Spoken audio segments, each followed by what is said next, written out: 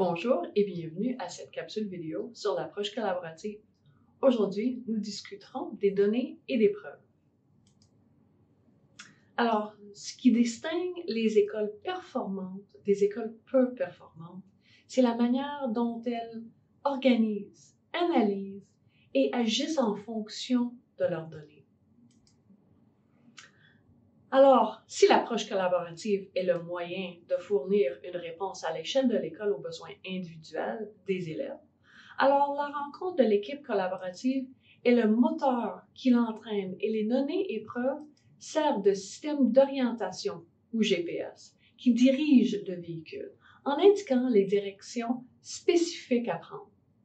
L'ajout des données enrichit les conversations et garantit que la discussion est centrée sur les élèves qui devraient être au centre de nos préoccupations.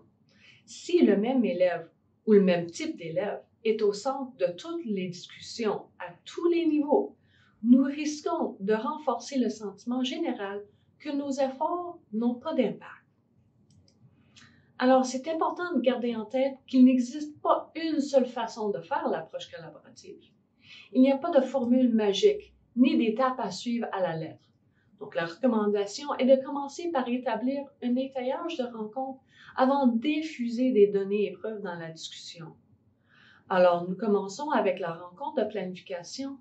Ensuite, on ajoute la rencontre de l'équipe collaborative et la rencontre de soutien à l'apprentissage et enfin la rencontre d'études de cas.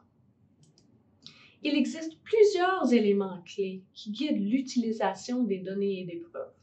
Les données que nous examinons servent à signaler des élèves pour discuter lors de nos rencontres. Dans une école axée sur la réponse aux besoins individuels des élèves, les résultats d'évaluation fonctionnent en tant que début de la discussion et non des fins en soi. Il faut également poser la question suivante. Quel est l'objectif des évaluations que nous utilisons? Les trois types d'évaluation ont des objectifs distincts et jouent des rôles importants dans la détermination des prochaines étapes. Il est essentiel d'établir un horaire d'évaluation afin de bien coordonner nos approches par la suite. Administrer des évaluations est une démarche futile et même frustrante pour les écoles si rien n'est fait avec les résultats.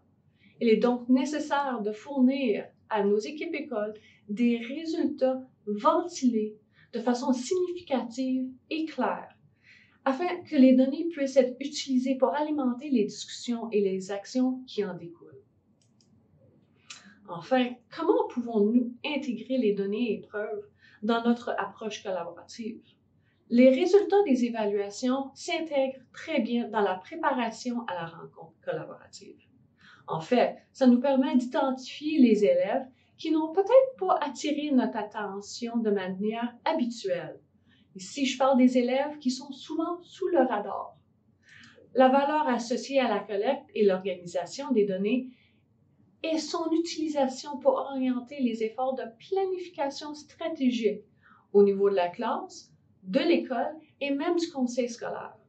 N'oubliez pas que l'utilisation efficace des données prend du temps. C'est un processus évolutif, mais ne vous découragez pas.